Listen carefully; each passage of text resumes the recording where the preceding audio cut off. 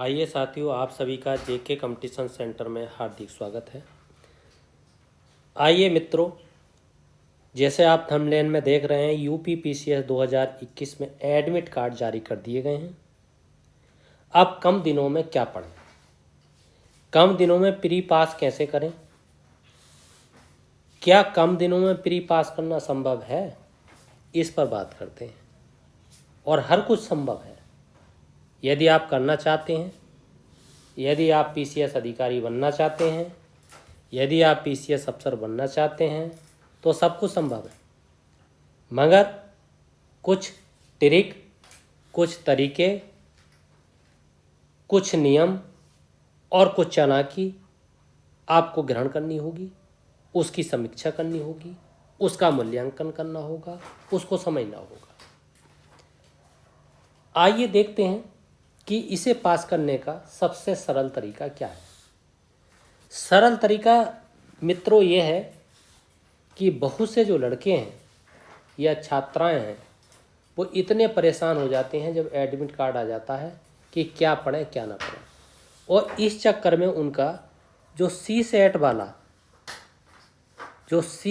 वाला एग्ज़ाम है, वो आपका फेल होने के कगार पर पहुंच जाते हैं। कई बार फेल हुए हैं, बहुत से लड़के फेल होते हैं। 20-20 हज़ार लड़के हर बार सी सेट वाली परीक्षा में फेल हो जाते हैं। और जब फेल हो जाते हैं तो पहला जो पेपर होता है, जिसमें 150 सवाल होते हैं, उनकी कापियां जचना संभव नहीं है।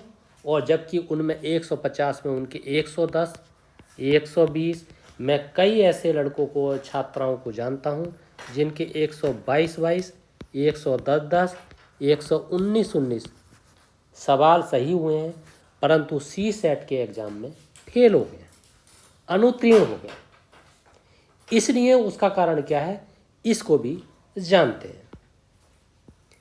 यदि हमारे साथ ये कमजोरी है तो हमें क्या करना चाहिए। सबसे पहले, यदि किसी का मैथ कमज़ोर है, उसको क्या करना है।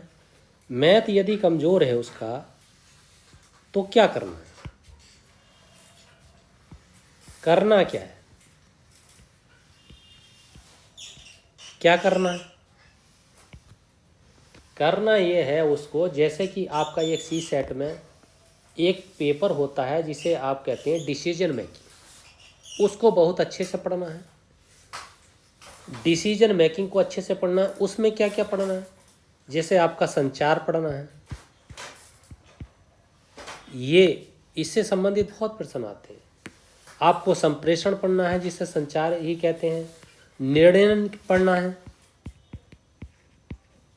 निर्णय लेने की क्षमता का आकलन। समस्या समाधान पढ़ना है। समस्या समाधान किस तरीके से कर सकते हैं, क्योंकि एक अधिकारी बनने के बाद में आपको उस पर एक आपकी कला होनी ही चाहिए। मौखिक संचार पढ़ना है, इस पर प्रश्न आते हैं। और अंतर व्यक्तिक क्षमता पढ़नी है आपको। अंतर व्यक्तिक क्षमता आपको पढ़नी है।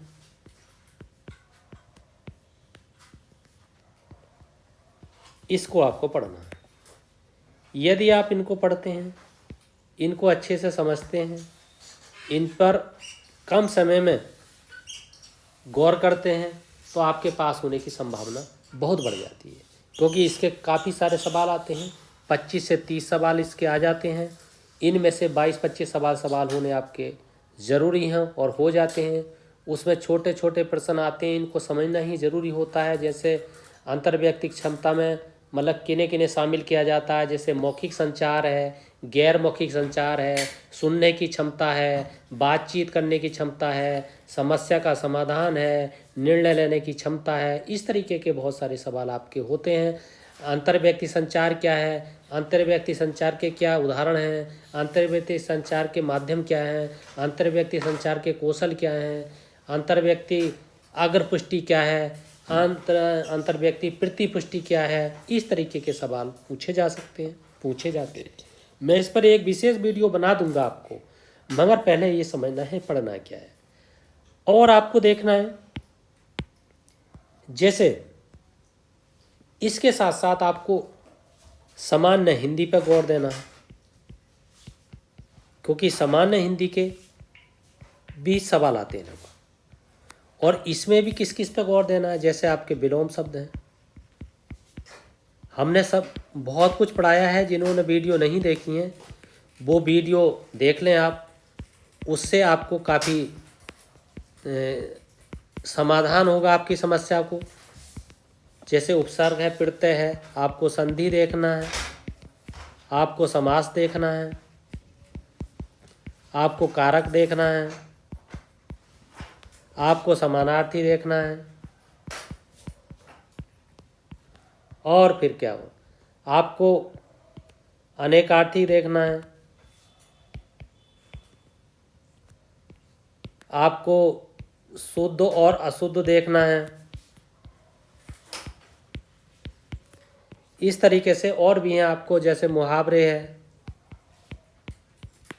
आपकी लोकोक्तियाँ हैं, या आपके और भी वचन हैं, कर्म हैं, लिंक हैं। इस तरीके से आपको देखना है। और वर्णमाला मैंने बहुत ही अच्छे ढंग से, वर्णमाला से संबंधित बहुत प्रश्न आते हैं, इस पर आपको बहुत ही अच्छे से ध्यान देना है, जिसमें आपके व्यंजन और स्वर से संबंधित हैं, क्योंकि इससे 4-5 प्रश्न आते ही आते हैं। इस पर आपको ध्यान देना है, क्योंकि अगर किसी की अंग्रेजी अच्छी नहीं है तो वो हिंदी पे ध्यान दे। जिसकी हिंदी अच्छी नहीं है तो उनको अंतर्व्यक्तिक क्षमता पे ध्यान दे, संचार पर ध्यान दे, मौखिक संचार पे ध्यान दे, निर्णय लेने की क्षमता पे ध्यान दे। और आपको रीजनिंग पढ़ना है और मैथ पढ़ना है। रीजनिंग और मैथ के मोस्ट टॉपिक पढ़ने हैं, और इन्हें आप 10 दिन में अच्छे तरीके से ध्यान से देखना है, क्योंकि यदि आप इसमें पास होते हैं, जबकि इसमें आपको केवल और केवल 33 ही प्रश्न करने होते हैं, ये आपको ध्यान देना है। अच्छे तरीके से आप अपनी हिम्मत नहीं हारिए, बहुत अच्छी मेहनत से लगे रहिए। अगर हिंदी की वीडियो, हिंदी की समस्या है तो मेरी हिंदी की वीडियो देख लीजिए। उत्तर प्रदेश से संबंधित प्रश्न जरूर आएंगे, वो आपके फर्स्ट पेपर में आएंगे। इसलिए ये जो सेकेंड आपका जो पेपर है, ये CSET वाला, इसमें आप पूरी ताकत लगाइए, क्योंकि इसके 1 नंबर से भी फेल होने का मतलब है आप मैथ्स एग्जाम में बैठ नहीं पाएंगे। इसलिए साथियों, अच्छे से अपने दिमाग को एकाग्र कीजिए, हिम्मत नहीं हारनी है, हर हालत में एग्ज़ाम को पास करना है, हर हालत में आपको मैथ्स एग्ज़ाम देना है, हर हालत में आपको SDM बनना है, हर हालत में आपको PCS अफसर बनना है। इसलिए आप बड़े आराम से, बड़े ध्यान से पढ़िए, अपनी एंट्री निकाल लीजिए, अपना एडमिट कार्ड निकाल लीजिए, और आपको इसे अच्छे से आप CSET वाले पेपर पे भी ध्यान दीजिए, क्योंकि बहुत से लड़कों के बहुत नंबर आते हैं, 100 से 110 तक नंबर आते हैं, 120 तक नंबर आते हैं। यहाँ तक बात है, मेरी संज्ञान में 125 तक नंबर आए हैं, मगर CSET के एग्ज़ाम में फेल हो गए हैं। आपको फेल नहीं होना है, आपको पूरी ताकत दिखानी है, आपको पूरी हिम्मत दिखानी है, आपको पूरी शक्ति दिखानी है, आपको पूरी सामर्थ्य दिखानी है, धैर्य बनाए रखना है, और शांति बनाए रखनी है। इसलिए साथियों, दोस्तों, मित्रों, आइए इस वीडियो को, अगर आपको ये वीडियो पसंद आई है तो इस चैनल को सब्सक्राइब कीजिए, लाइक कीजिए, शेयर कीजिए, कमेंट कीजिए, फीडबैक ज़रूर दीजिए। इसी के साथ आपका बहुत बहुत धन्यवाद।